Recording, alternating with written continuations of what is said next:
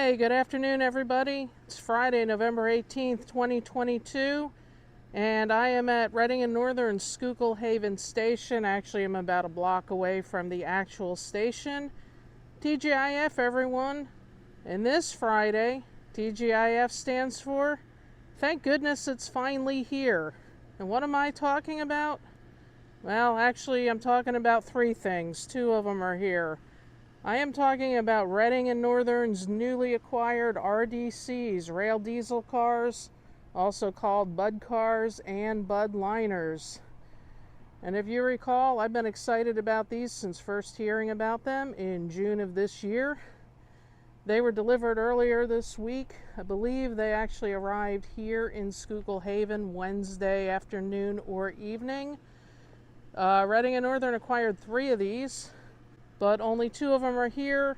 The third one should be in Port Clinton, and we are going to go there next to check that one out. Alright, so to put this in context, Reading and Northern has owned and operated 3 of these previously. They have 9166, which is formerly a Reading Company RDC. It's an RDC3 that's been converted to a refreshment car. They have 9167, which is an RDC1, originally from the New Haven Railroad, and they have RDC number 9168, which is originally an RDC3 for the New York Central Railroad that was converted into an RDC1. I filmed those, I've taken rides on them, I know them, I love them. These 3 here were just acquired from Western Maryland Scenic Railroad. They were parked at the Ridgeley, West Virginia yard. I actually had no idea they existed when I was out at Western Maryland back in May. But Reading and Northern has purchased these, and each one has a slightly different history. I'm going to start with this one in front of me, and this is as close as I'm going to be able to get to these guys. On the other side of the tracks are some private backyards, so I'm not going to be able to see the other side. Now, these 3 new ones are all RDC 1s, which means the entire coach was for passengers. And this one in front of you here was built in June of 1955 for the Boston and Maine Railroad. And then it served for the MBTA, which is the Massachusetts Bay Area Transit Authority. It was MBTA number 3. And if I zoom in there, you can still see the number 3 on the front of it. And interestingly, I guess you could tell it had city life. It's actually got a cage over the operator's window. And after that, it went to the Tennessee Valley Railroad Museum. That is true for all 3 of them that I'm going to show you today. It got its original number of 6134 back. And then a couple of years ago, I believe it was 2017 or 2018, they went to Western Maryland Scenic Railroad. They only had a very short stint there, from what I understand. They only ran them a couple of times. And then they were sold to Reading and Northern. And from what I understand, the reason we just had to wait so long, obviously you have the logistics and transporting them over both CSX and Norfolk-Southern tracks. But the wait is over, they are here. These 2 are not operational. Sadly, the rumor that I've heard is that this one here is just going to be for parts. I don't believe we're ever going to see this run. I can't tell standing here if these windows are just really, really dirty or if they've just blanked them out with panels. Looking under it, trying to learn a little bit about these things. I wish I knew more about how they work, but I bought a book on them and I should probably read it. But this is one of the engines. This is actually the first time I've seen one of the engines, because usually they have an engine cover over them. And so you have an engine on each end of the RDC, and then you would have a drive shaft from each engine going into each truck, and you can see that drive shaft is currently missing. I don't know if it's just missing or if they took it out for transit towing them in. I can't see on the other side. The engine on the other side would be about there, but it would be on the opposite side of the car. But it also looked like when I came in that there was no drive shaft on that side either. We'll walk around to that end before I wrap this up here. Let's take a look at the other RDC parked here first, though. Okay, so the second one you see here is one of two that look just like this. The other should be in Port Clinton, and we should hopefully see that after this one.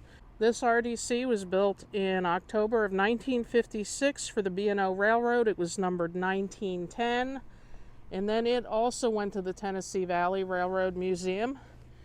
As I walk down here, you can see Tennessee Valley still painted on the top. And this one was numbered 22. This is also an RDC1. And actually something I wanted to point out right while I'm at both of these here, I recently learned this. There's a such thing as a Phase 1 RDC and a Phase 2. And number 6134 over here is a Phase 1. You can see the headlight is just above the front doorway on that. It's like built into the face of the RDC. And you'll notice it has 4 steps getting up into the operator's compartment. And then the Tennessee Valley one is a Phase 2 RDC. So the body works a little bit different on the front end. You can see both of these here together. And so this Tennessee Valley RDC, which is only a year newer, is a Phase 2. You can see they decreased it to 3 steps to get inside. And the headlight was actually moved under a shroud up above the roof. So the roof lines are a little bit different, and then the body work on the sides of the doors and steps are a little bit different. And I've been taking note of these. I'm going to be doing an N-scale modeling project one of these years. I've hinted at that before. So I have been taking note of these details. Now this one, they are supposed to, from what I understand, I could be wrong, put this one into operation. It is also missing its drive shaft on this end. We're looking at the back side of what would be the engine enclosure. And these are powered. A lot of people have asked what these are powered by. Each one has 2 inline 6-cylinder diesel engines built by Detroit Diesel. I know there are some operating RDCs with the Cummins diesel engines. I'm not sure if that was an original option or just something they've replaced them with.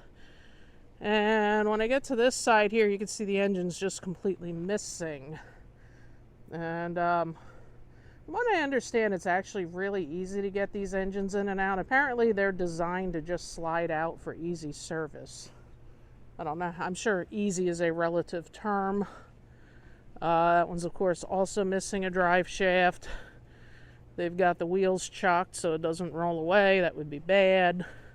You don't need me to tell you that though, do you? Probably not.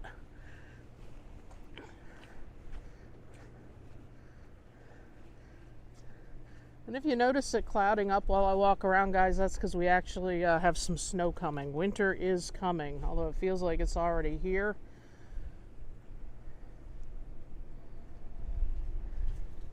So just taking a look at the operator's cab on the other end, actually you get a better idea of what the Phase 2 roof looks like up here. I think that's a better look. Reading and Northern's current one's only 9166 is a Phase 2.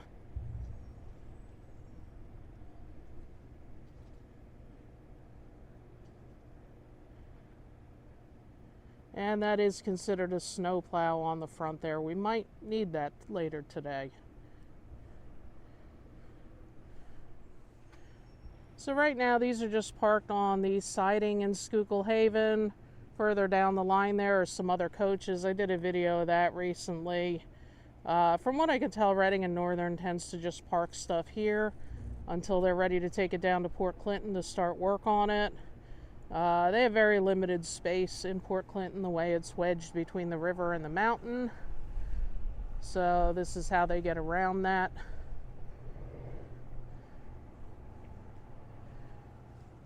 So I'll just finish my walk around these here.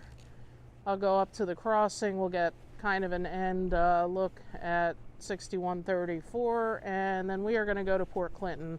I don't want to be out too long today, guys. It is windy and it is cold. But I am really happy to see these RDCs. I've waited, like I said, quite a while. After steam engines, these are my favorites, at least of the kind of trains that still operate. The GG1 would come between these and steam engines, but they are not operating anymore.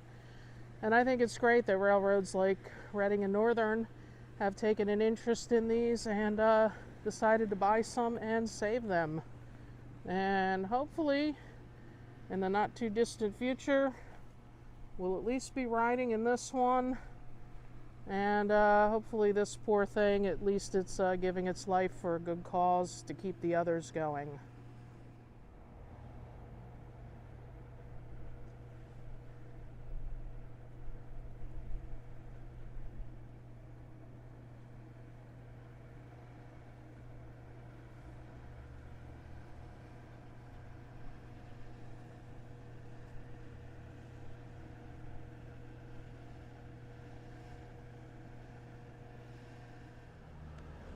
Okay, and there's not much we can really see from the street here. We're just looking at the end of 6134. And this is the siding track here. And this is the main line between the West Cressona Yard and Port Clinton. So I'm obviously not going to stand in the gauge. I'll stay on the sidewalk here. And this is really the best and only look I can give you from this side, because this is private backyards here. I can't go there. But they look about the same from this side. I can't really see anything distinctive worth pointing out. So you can see these need some work. Like I said, I believe they're only going to fix the one to operating condition. But it will be great to have this to see how it started and see what the Reading and Northern shops are able to do with it.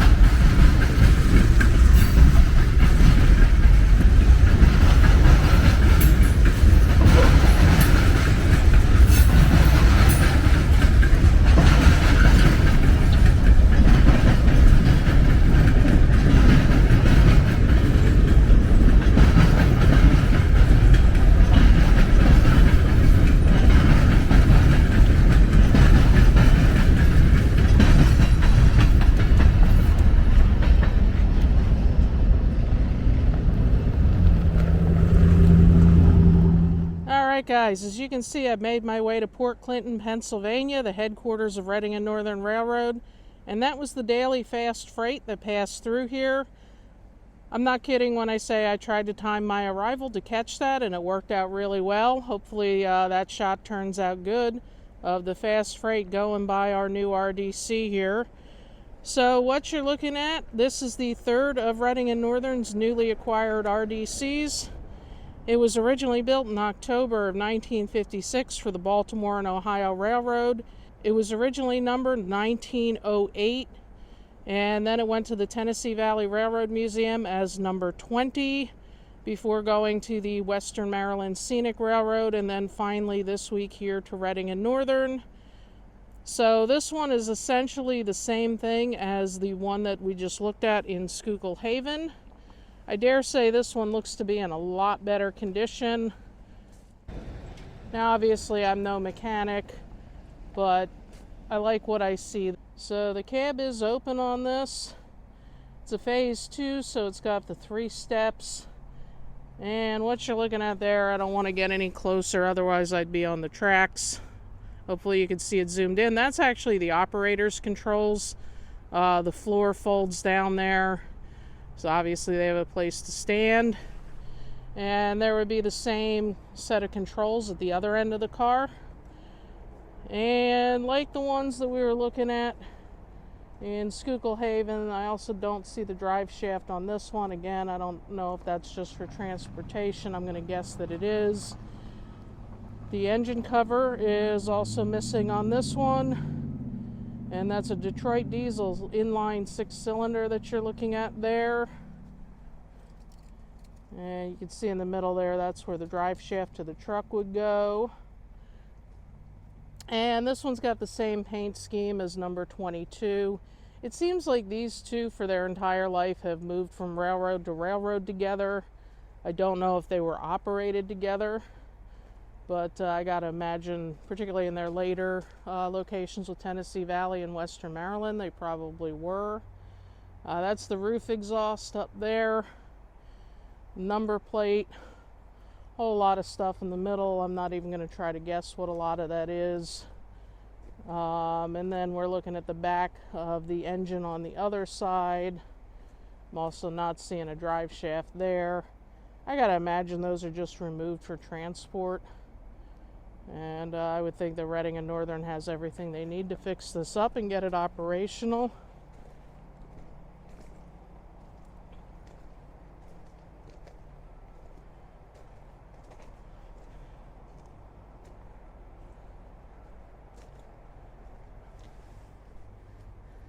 And so that's the other operator's cab there. They've got it hooked up to the Saratoga Creek passenger coach here.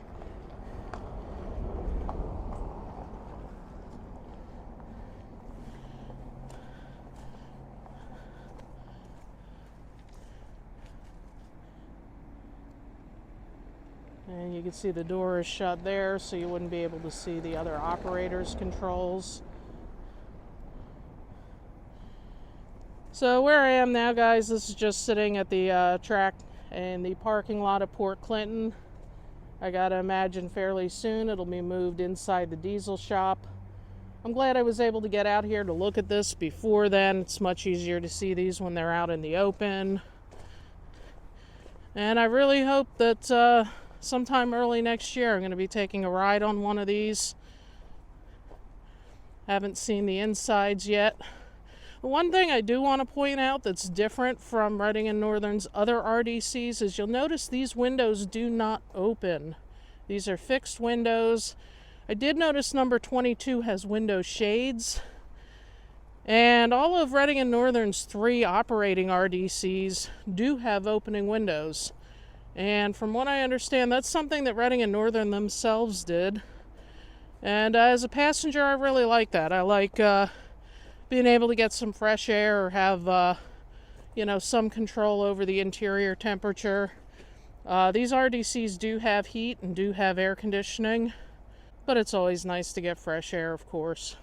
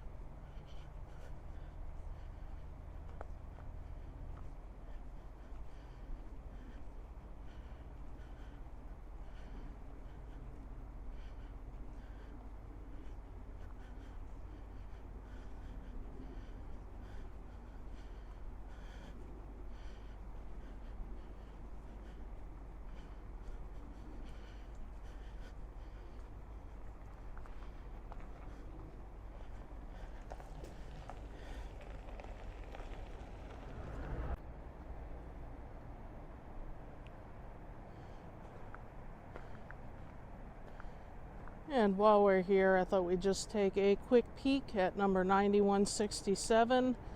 This is the only one of their 3 operating RDCs that I haven't ridden in yet.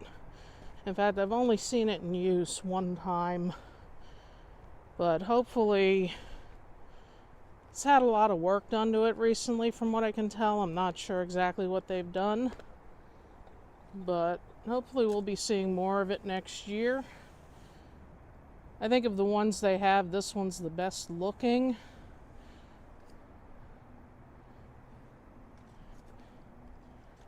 And you can see the new one all the way down there.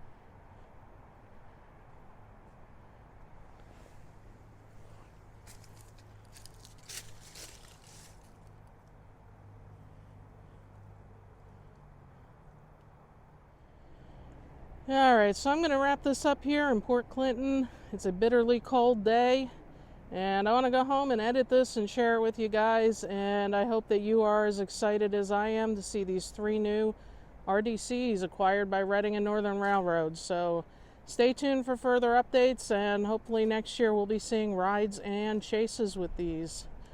As always, thank you for watching, and I'll see you down the tracks.